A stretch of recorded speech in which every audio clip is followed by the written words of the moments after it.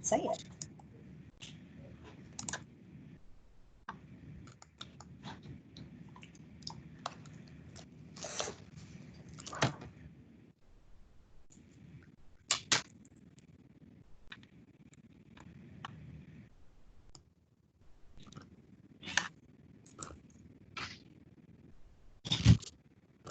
Good Jesus, that don't make no sense.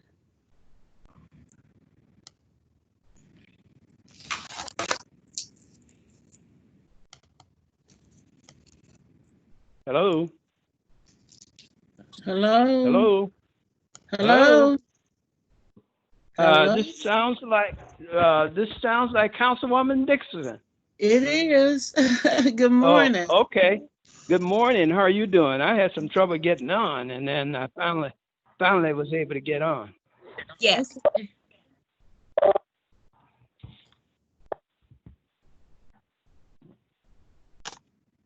can't hear me? I'm sorry. Can you hear me now?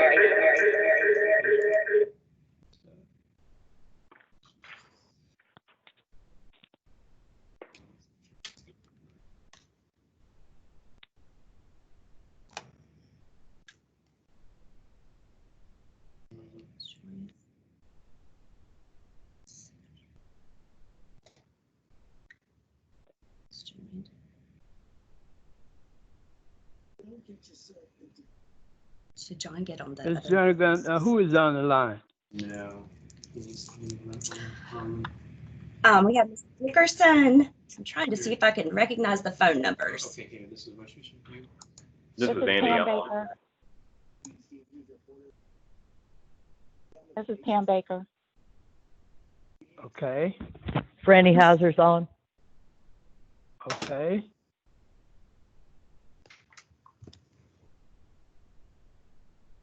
Okay.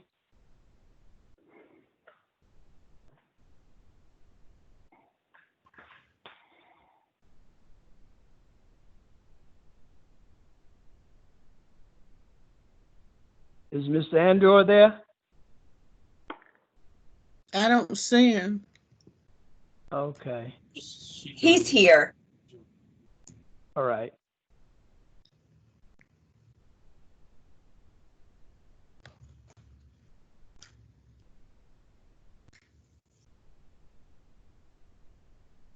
How about Council Lady Terratio? Is she on? No. I don't see her number. Not yet. How about Representative Howard? Nope. Okay.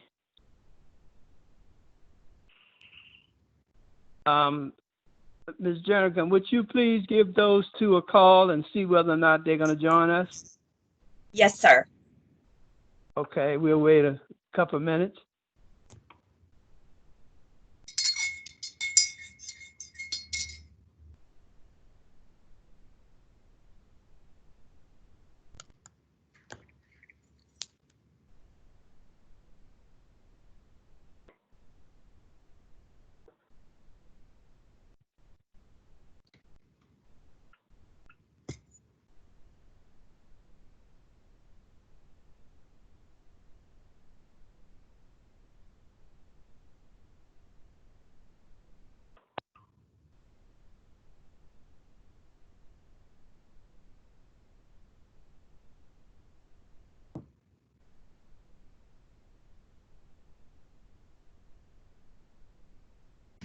Okay, I'm here. I apologize. I was on the wrong one. Oh, okay. Dr. Morris, can we make an amendment to the agenda if you don't mind? What's the amendment? I believe you asked to remove an item. 9. Let me see. 9E. 9E, to remove 9E if you don't mind. Okay.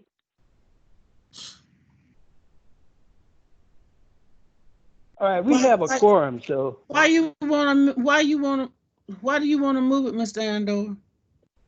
I just have a request from the chair to remove item 9E. The chair, Mr. Dr. Morris, why you want to move it? Unmute that. Oh, because last Thursday we had the executive committee meeting, Mm-hmm. and we voted to send this to the board on the 29th, our July meeting.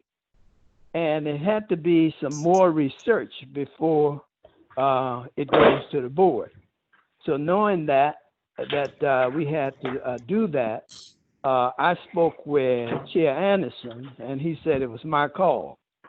So then I decided to, since we've gone through it, some of us one time, have to go through it on the 29th the second time, and why go through it on a third time when it's not completed? So I asked that it be removed. Mr. Ferguson, this is Mike. This is Councilman Green. I don't have the agenda in front of me. What is that item number? Or what is the item about? It's 9E, and it's about the discussion of the IGA agreement changes. Okay.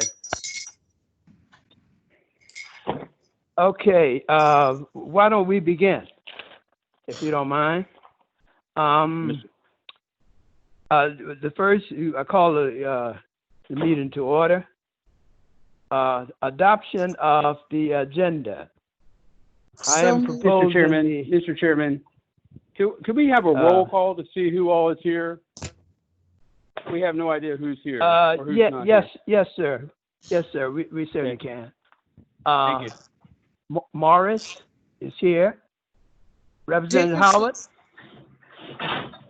Is Representative Howard? Well, just answer yes. Representative Howard, he was on. Councilperson Terratio, Councilperson Dickerson, Here. Mr. Smith, Here. Mr. Green. I'm here. Mr. Green. Okay, do I have, Yes, and I'm here. myself, Mr. Green. Okay, do I have any more board members? Okay, that being the case, and Representative Howard, that being the case, on the amendment for adoption of the agenda, the revised amendment, So, Mr. we Chairman, are voting on that. just to make sure. That's Mr. not Chairman, the just way. make sure. I'm not being. Go ahead, Mr. Green. I'll yield to you, Mr. Green. Oh, sorry. Oh, thank you, Mrs. Dickerson. Do we have? So we do have a quorum. Yes, we do. I did not hear that we had a determination of a quorum. Okay. All right. Just want to make sure. Thank you. Oh, yes, Mr. Green, we need 3 voting board members to have a quorum, and we have 4. Okay, Okay, thanks. Just Council wanna make Lady sure. Dickerson, you had a question?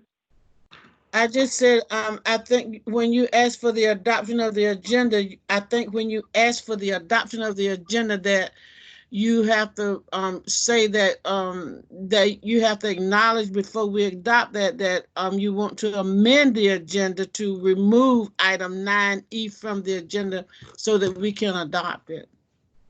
Oh, okay, all right, then, thank you so much, Council Lady Dickerson. I'll amend the motion to remove 9E from the agenda. Need to make Do I have a motion. second? Second. Howard. Okay, okay, so the motion has been to adopt the agenda after removing item 9E. Anyone has a question before we move on? Those in favor, vote by saying aye, and I'll Aye. do the roll call. Okay, Dickerson, aye. Howard, Aye. Morris, aye. Smith, Aye. okay, Excuse me. there And are you have 4 for it. Terratio's on the line. Oh, okay, Mrs. Terratio, Yes. you join us at voting time. We have I- 4. Uh, Hello?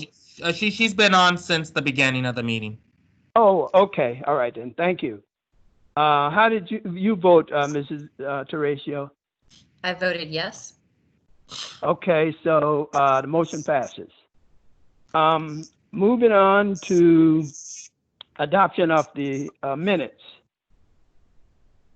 So move, Mr. Chair. That's okay. Do I That's have a Ms. second? Dickerson moved to adopt the minutes from May 13th. May the 13th. Do I have a second? I'll second it. It has been properly moved and second that we adopt the minutes from May the 13th. Are there any questions?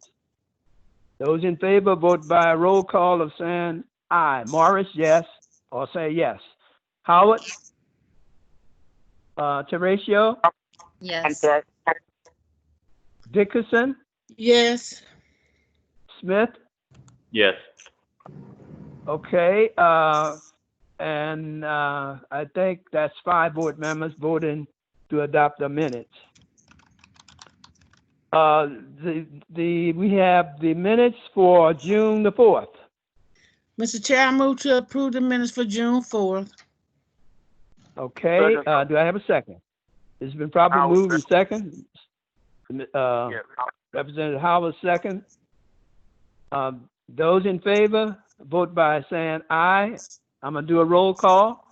Morris, aye. Howard? Aye. Teresa? Aye. Dickerson? Aye. Smith? Aye. Okay, it passes. Adoption of the minutes for June the 10th. Do I have a motion? Mrs. Chair, I move to adopt the minutes for June 10th. Do I have a second? Second.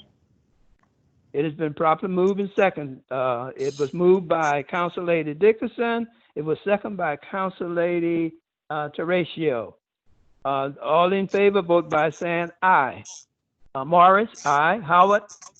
Aye. Teresa? Aye. Dickerson? Aye. Smith? Aye. The motion passes. Item number 6, matters referred from the Board of Directors. Discuss a previous motion from 2017 to present. Ms. Andor. Yes, Mr. Chairman and members of the committee, we have no items referred to Finance Committee at this time. Okay. All motions have been addressed. Thank you, Ms. Andor.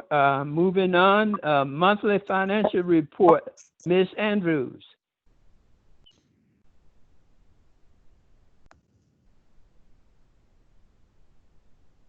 Hello.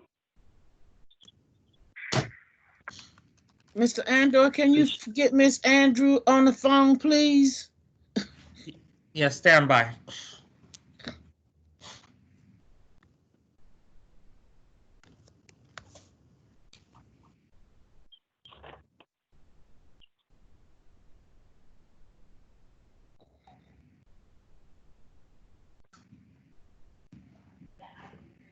We're having some issues with this system. I apologize. Okay, Give me move on? Could we second. move on and then come? Could we move on and then come back? I Any board suggest member? we move on to the next item, Mr. Chair, and then come back to that one. Okay. Okay, thank you. Dr. Prince, disadvantage of business enterprise. Update, please. Yeah, we Dr. need Prince, to. are you? No, the problem is that the links are not meshing. So I'm sending the other invite to the staff. So they're gonna come on right now. I apologize. We have Okay, could we IT move working on on the issue until? right. Could we move on until they suggesting come we on? Move on, Mr. Chair, till we get and come back. Okay. Okay, item 9. 9A, Mr. Andor. Yes, I'll take this one. Page 40 of your packet. We got some feedback from South Carolina Department of Transportation on the revisions to the financial policies and procedures that we made earlier in the year, and they asked for some additional changes to be made. They relate to procedures that need to be developed for lobbying activities, procedures that need to be developed for developing a cost allocation methodology for distribution of urban and rural funds. And then they asked us to resubmit our cost allocation methodology for how we use urban and rural funds. And then lastly, they wanted procedures related to how we're going to audit the use of state mass transit funds. So pages 44 has the revised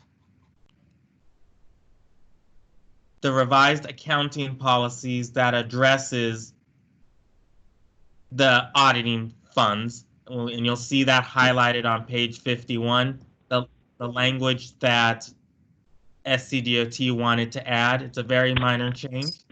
It's basically stating that if we spend less than $750,000 in total federal funds but expend OPT administered funds, then we would submit audited financial statements in compliance with the OPT state management plan audit requirements. The next change is on page 54, and this talks about that about lobbying, and that we would ensure that we would comply with 2 CFR Part 200 Subpart E 200.450 lobbying, and as applicable when using state mass transit funds, we would comply with the OPT state management plan lobbying requirements. As you maybe recall, this stems from when TransDev put lobbying in their contract, and we had to recall those funds because that was an inappropriate use of federal and penny funds. Page 57 explains the procedures on developing a cost allocation methodology. And since we operate an urban and a rural system, we are supposed to allocate the cost appropriately based on revenue vehicle miles in the rural area. So this is the procedure that we would basically comply with in order to ensure we develop a cost allocation methodology that's compliant with SCDOT requirements. And then the last change is going to be on page 63, which again talks about the audit requirements that if we're going to spend state mass transit funds, we will still submit a financial audit. Be happy to answer any questions if there are any. Well, let me suggest that I don't know how many of us have read this in its entirety. If we have not, I would suggest that you do so.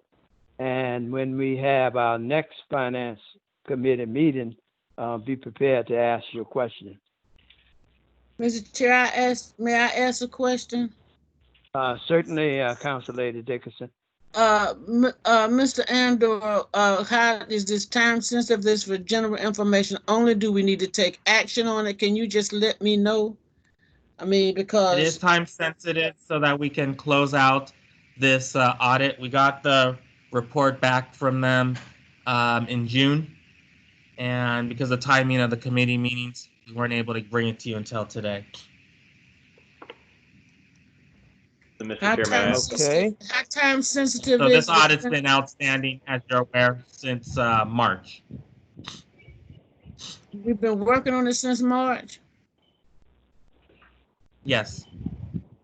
We submitted an initial set of changes that was approved by the committee and the board, and then they came back with some revisions.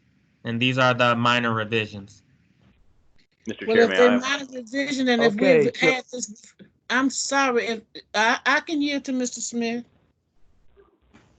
oh, I'm sorry. I just wanted to note that we have read all this before, except the parts that are highlighted. You know, it's been an iterative process. it sounds like they've come back and said, we recommend these additional changes. And John, just so, we're making reference for the lobbying to the, I guess that's the state code section that deals with lobbying of public entities, and then the cost allocation method. Can you just say, where did you get that from? It looks like it's from the FTA guidance. Yes, that's from the FTA Circular 9041G that talks about how to allocate urban and rural costs. Okay. There, in my view, any other this is- questions? I was just going to say, my view is that, again, we're already actually pretty late on getting this back to the SCDOT. I'm comfortable with recommending this to the board for adoption. I too, you want to make the motion? Yeah, I make that motion that we recommend. I second it. It has been properly moved and second that the update policies and procedures for the manual based on comments be voted on, and we will do a roll call. Aye would be yes, and nay would be no. Morris, yes. Howard? Yes. Teratio? Yes. Dickerson? Yes. Smith? Yes. Okay, it unanimously passes. Item C, 9C, Mr. Andor. Yes, Mr. Chairman and members of the committee. Back in June of 2019, SCDOT sent out a notification that the South Carolina procurement law has changed, which impacts Regional Transportation Authority based on the governor signing Bill 530 into law on May 19 of 2019. Changes relate to protesting and small procurements. General Counsel has proposed some revisions, and I'll ask Ms. Baker to just highlight some of the changes that are being proposed. Pages, just so you have an idea, pages 67, 68, and 69 are specifically the information that's in Bill 530 that would impact us. Ms. Baker?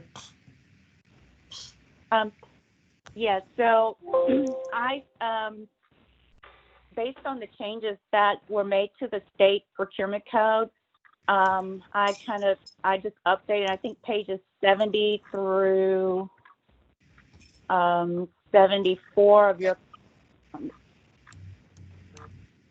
pages 70 through 76 of your packet, the yellow highlighted parts are the changes that I made to make the comments code consistent with the state code. Although there's no requirement that the comment follow the state procurement code. The changes, the first change had to do, they made some changes as to clarification and discussions with bidders or proposers. It's really kind of a minor change. I think before it stated they were discussions. That's on page 72. That just adopts the language from the revised state code. On page 74, where it talks about micro and small purchases, the changes here were just basically revisions to the purchase amount. The amounts that are shown here are the same as the ones that are in the state code, which is reflected on page 74. And then on pages 75 and 76, these are changes to make our protest procedures consistent with the changes in the state code, and they're really just changes with regard to the number of days a person has to protest, and some changes in the process and added language about the remedies. And Okay, so those Attorney Baker, you mentioned earlier that you didn't have to really follow the state requirement on some codes. Is that correct? There's nothing that requires the Comet to follow verbatim the state procurement code. We have based Okay. our code on the state procurement code, but we don't have an obligation to follow that code verbatim. Oh, okay, all And right. Pam, if I could jump in, y'all, this is Franny. If there, sometimes the federal regulations might differ a little bit from the state regulations, and the procurement code is evaluated by both SCDOT and by the federal FTA during the triennial review. So we work between those two sets of rules for state and the feds. Okay, are there any more questions? Yes, Mr. Chair. Yes, Mrs. Teresa. Thank you. So as I'm looking through this, and I'll admit that I didn't get through the whole packet for sure.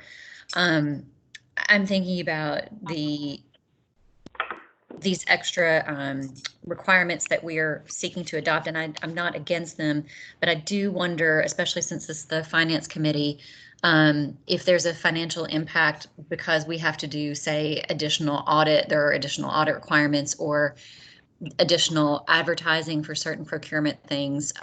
Do we have any kind of indication on what the financial impact of those new requirements will be? Ms. Dandur. There's no financial impact on these new requirements.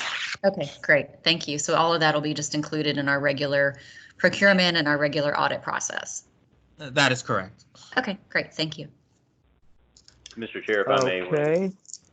Yes, go ahead, Mrs. Smith. I guess I want to just make sure I understand what the changes are, and particularly, what part of the procurement process they affect. Does any of this change the question of authority and the amount that the executive director has the authority to initiate on his own without board approval? That's the first question. And the second question really is,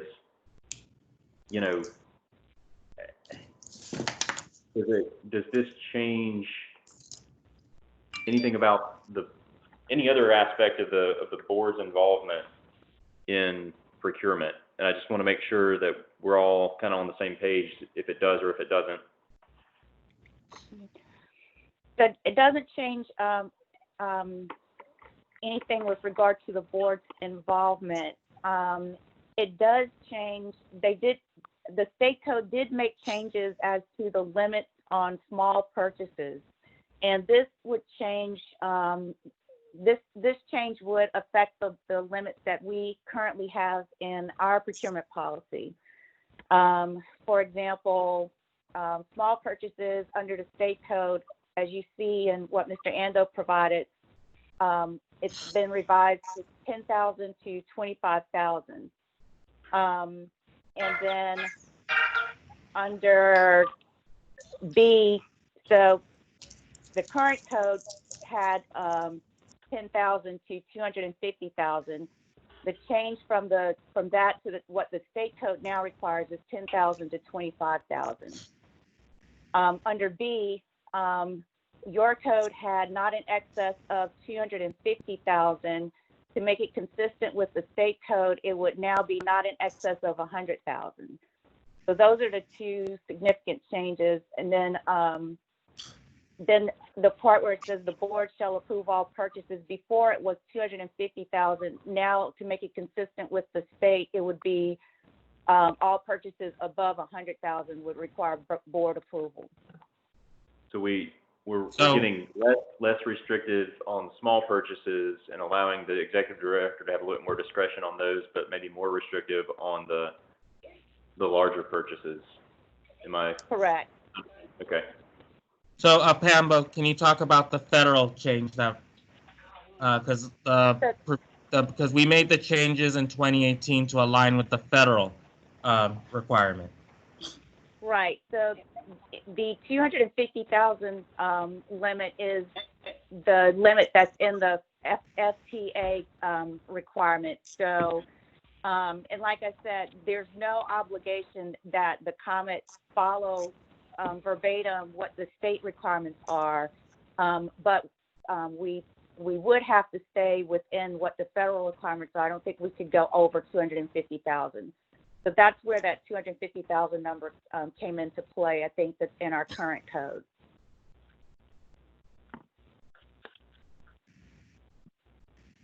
Okay, are there any other questions?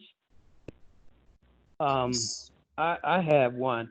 Now, I noticed, Council Baker, that you talk about the federal, but anything in excess of 100,000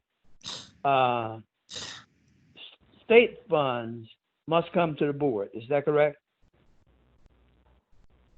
That would be correct if we decided to follow what the state procurement code says, but we're not required to do that. So we could keep the limit from the FPA, which is 250,000, which is in our current procurement code. When I say current code, I mean the Commons code. Okay. Okay, all right, thank you. Any Mr. other Chair- questions? Mr. Chairman, may I be Yes, recognized? Council. Yes, Council I Lady. believe we had a lengthy discussion on this item, and I believe we have adopted that. So basically, what would be the requirements for us to move this item forward and onto the board so we don't keep bogged down and keep repeating this over and over? So do we need to take action today with the changes, and between now and the board meeting on the 29th, if we have any further discussions or questions, that we can get those answered prior to the board meeting? And if that's the case, I'll move that we move this item forward. Ms. Davidson, Let me say this. I know at some point we have to take this to the board to let the board know about the changes or whatever remains the same. Mr. Andrew, you have plans on doing that? Yeah, I would ask, let us reconcile the state and the federal, because we've already talked about the limits before, and the board approved staying with the federal limits. So let us reconcile those, and then we'll bring that back in August. Okay, so you want to hold this in committee? Yeah. And bring it back in August? Well, Yeah. I remove my motion. And I make a motion that we bring the holders in the committee. I make a motion to hold this in committee and bring it back in our August meeting. Okay, you said August meeting, you mean the August finance or August board meeting? August finance, August, that's what we're talking about, the August financial committee meeting. I make a motion to hold it in this committee until the August financial meeting. That's my motion. Okay. I'll second All right. Okay, have a motion and a second.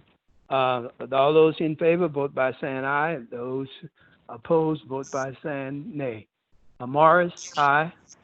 Howard? Horatio? Yes. Dickerson? Aye. Smith? Aye. Howard?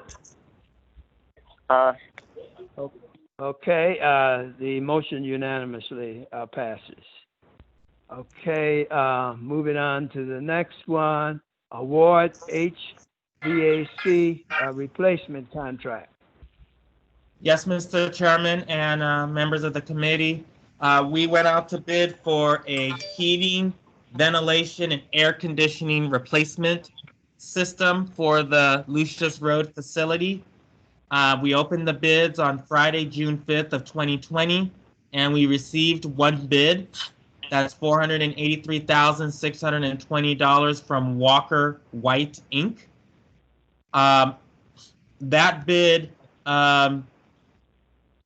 with the inclusion of what is called VAV boxes, which facilitates the output of the ventilation in the building, includes the $122,850 to replace all of the VAVs in the building. We are asking that the board accept this bid with an option to replace VAV boxes as they fail.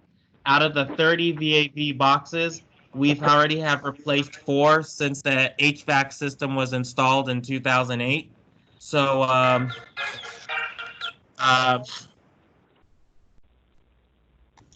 so I'm requesting authorization to spend up to $483,620 to replace the HVAC system. We do have federal funds to pay for this project at 80% federal, 20% local match.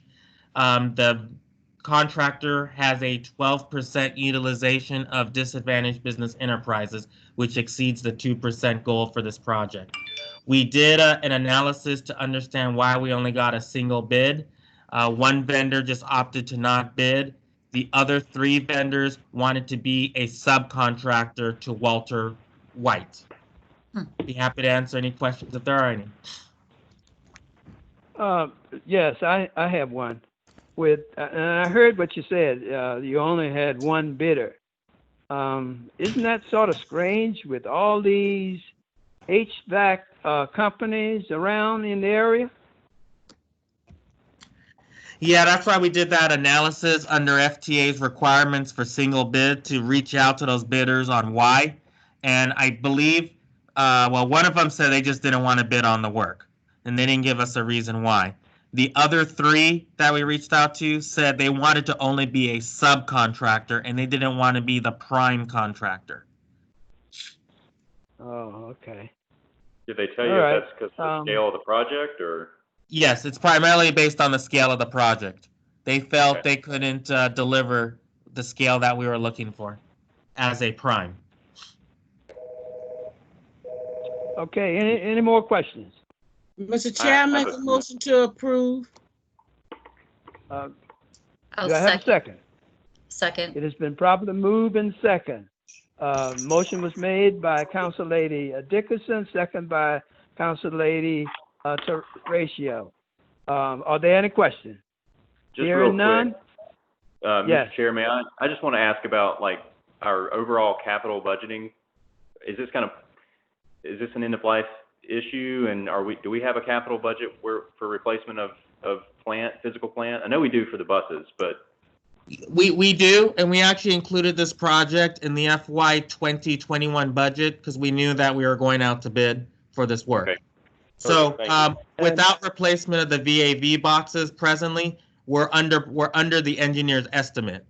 So that's why I'm recommending that we only replace VAVs as they fail versus doing the whole building at the same time, which is why the project cost will only be $447 instead of $483. Okay, and we're replacing 22 of the 30. Did I see that? No, we would only replace them as they fail. So we would include those replacements in our facility maintenance budget. And if none fails this year, then we have no cost. That makes sense. Mm-hmm. Because I didn't want to replace something if it's still working okay. Since we still have 21 of them that are from the original 2008 unit. 2 questions. One, is this 2080 comment federal in terms of funds? 80% federal, 20% local match. Okay. We don't, and my second question, we don't have a warranty on any of these equipment? We will have a warranty on the new equipment. The warranty has expired on the 2008 equipment. I'm sure. Since we built that when the property was built. Yeah, that makes sense. And also the reason why we went out to bid for this was we've spent a lot of money maintaining the system over the past 4 years. And the cost of maintaining the current 2008 system is starting to exceed the value of the 2008 system. So we believe it's more cost effective. Let's just spend the capital now, get a more relevant system with parts that are available versus spending this higher cost to replace parts on an old obsolete system. Are there any more questions? Those in favor of the motion vote by saying aye. Opposes nay. Morris, aye. Howard. Teresa, Yes. Dickerson, Yes. Smith. Yes. The motion passes. Okay, moving on. Why don't we go back and is Ms. Andrews on the line? Yes, sir, I am. Can you guys hear me? Yes, could we do the monthly financial report?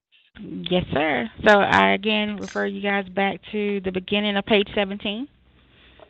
The information presented here is as it is every month. So starting out at the top with net income, I'll go with the part including depreciation. We're at a net income for the month of $714,000. Year to date of just under $6 million. Total revenue year to date just shy of $30 million, which is 11/12. We're almost rounding out our fiscal year end, but we're still coming in tight with what we budgeted at $30.5 million. Expenses with depreciation included, our year to date is $23.5 million, as opposed to $32.56 million. So of that, we are operating at still under budget, at about 72%. Our year-to-date payment which would have been TransDev, is $65,708,000, a little over that. We've listed out those professional contract services that you guys requested to see on a monthly basis and what we pay to them. Our cash balance in Wells Fargo for our operating account is just over $8 million. Optus Bank, who holds our reserve funds, is a little shy of $6.5 million. The local government investment pool is right over $17 million. The breakdown for what's in each account is attached for Optus and the local government investment pool.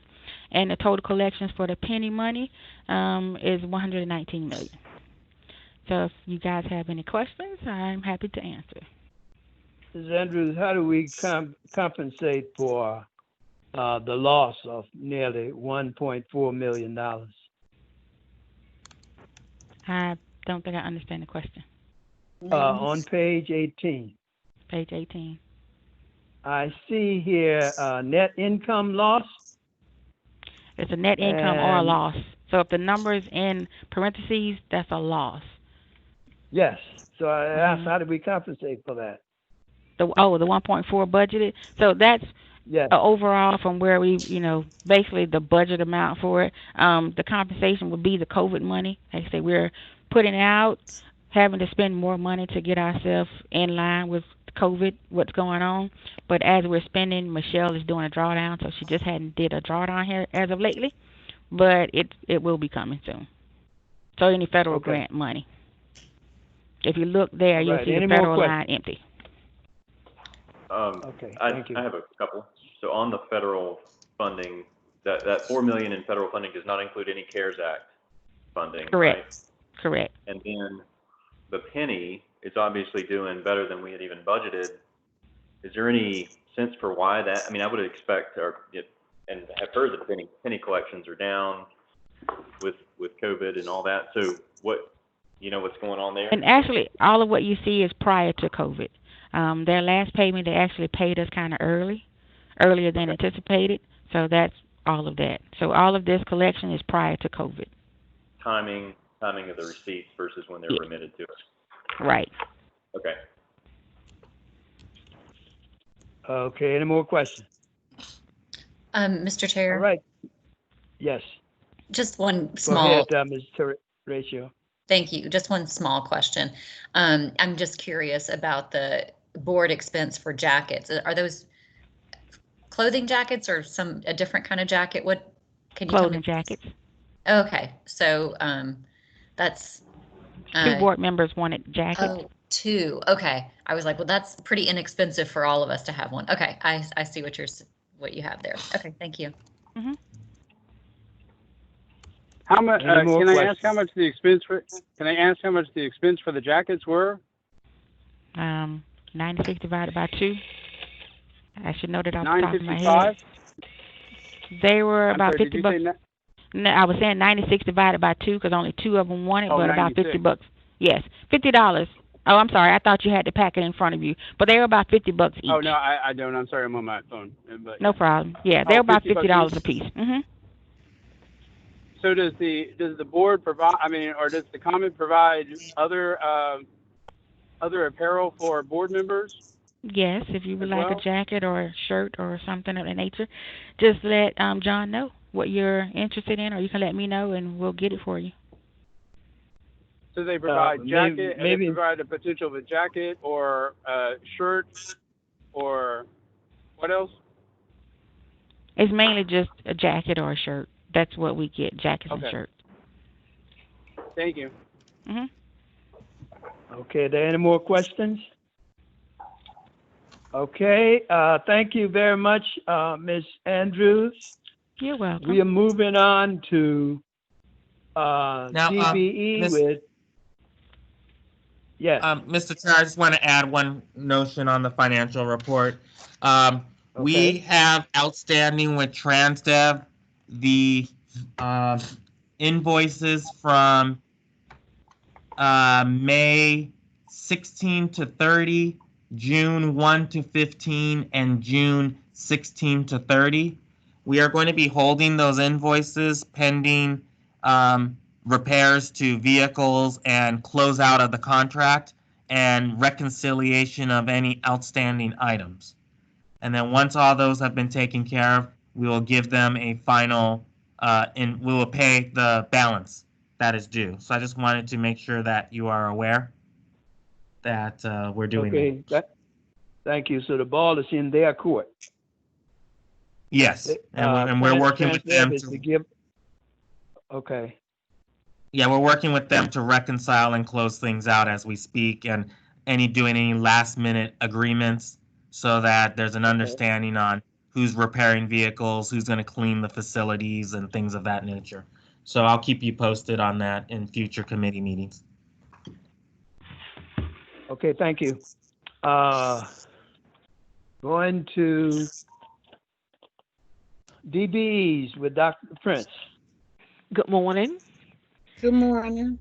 Okay, on page Good morning. 39 is a DBE compliance invoice review document, and it's for the reporting period of May 1st through the 31st of 2020.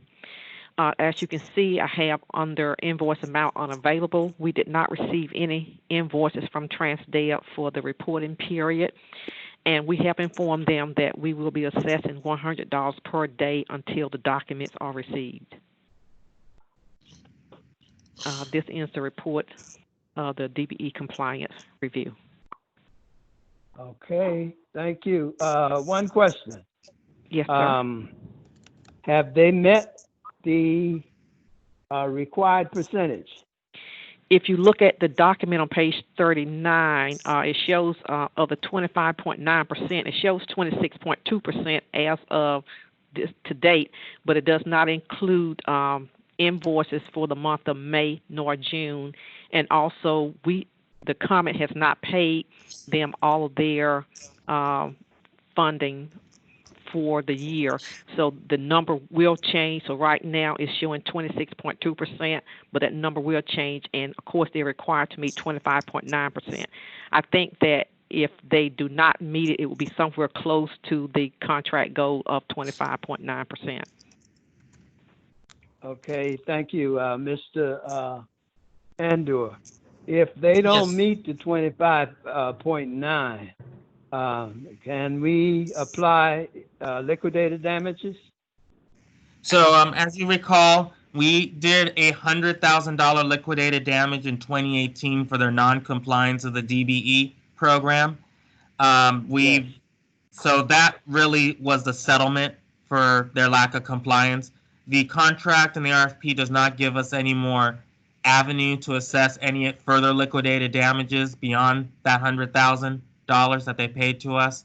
However, because they have not submitted their reporting timely, which impacts our ability to report to FTA, since we are using FTA funds in their contract, that's why we're assessing the $100 per day liquidated damage until they give us the appropriate documentation.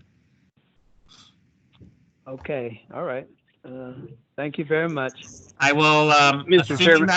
assuming that we pay TransDev by September of 2020, we can give you a final closeout if they truly met 25.9 or not.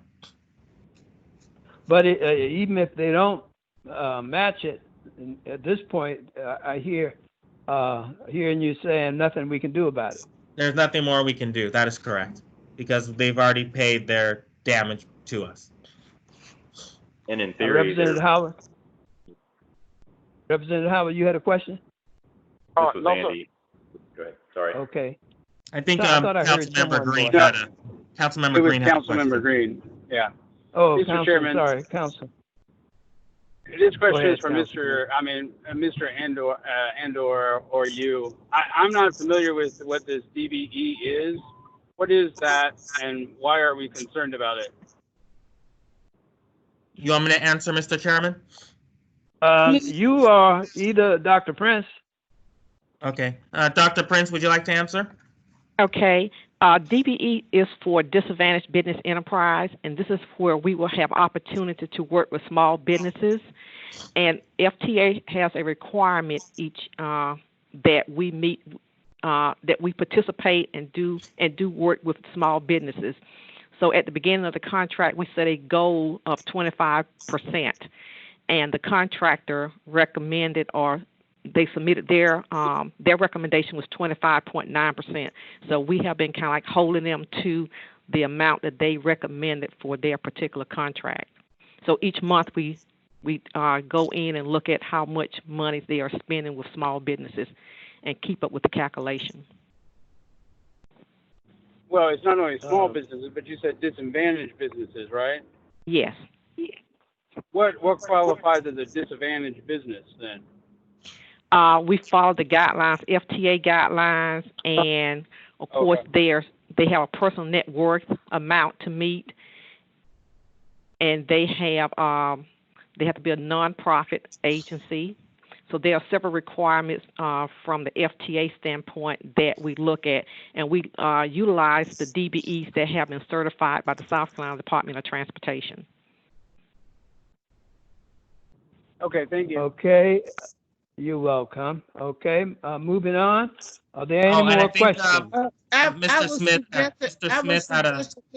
I would suggest that Mr. Green, to bring you up to,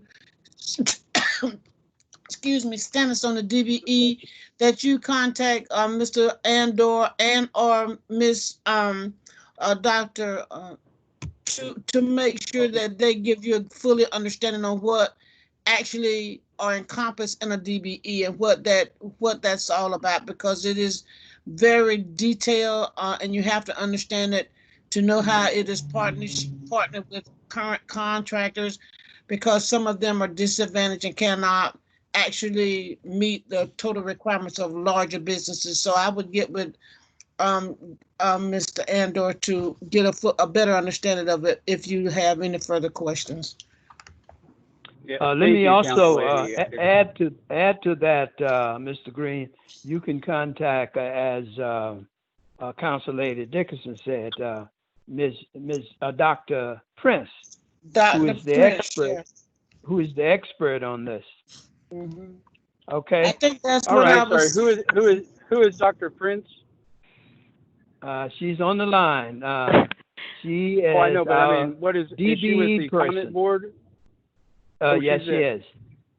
She's the board works at the comment. She's a staff. employee. And I'll be happy to I'm answer sorry. any question, provide more information. Oh, okay, thank you. But what was your title, Dr. Prince? Director of Regulatory Compliance and Civil Rights Officer. Okay, thank you. I appreciate that. Okay. Okay, I are just there don't any more know questions? when you talk about all these people. Thank you. Okay, you're quite welcome. Are there any more questions? Do I we think have? Mr. Smith had a question. Go ahead, Mr. Smith. Well, it was more of a comment. You know, Dr. Morris, you were talking about what our recourse is for TransDev, and you know, unfortunately, it sounds like we're not going to know enough about their final performance on the DBE goal until after we're already, you know, beyond our use of them as a contractor. And I guess the way I look at it is that they're not going to be our contractor anymore. And that's, I mean, they didn't bid, but it's probably the case because of their performance on this and a number of other issues that they, you know, that's the recourse, is that they're no longer our contractor, or at least an element of the recourse. Yeah, Just yeah, a you're comment. right. That's part of it, but another piece of it is we still have some money we owe them. Okay, Sure. moving on. Legal contractual personnel. Are there any issues there? Mr. Andor. We do not have any at this time. Okay, could I have a motion to adjourn? So moved, Mr. Chair. Do I Second. have a second? It is properly moved and second that we adjourn. We vote by roll call. Morris, yes. Howard? Yes. Teratio? Yes. Dickerson? Yes. Smith? Yes. Let me also say to you that it was my understanding that the chair of the finance responsibility should have been over in June, because the new fiscal year starts in July. But that not being the case, I think this is my last day as the financial chair. So I thank all of you for your hard work and for the advice, and I would hope that you will continue to keep up the great job. Thank you. And this goes to staff as well as board members. All right, we adjourn. Thank you, everybody. Thank you.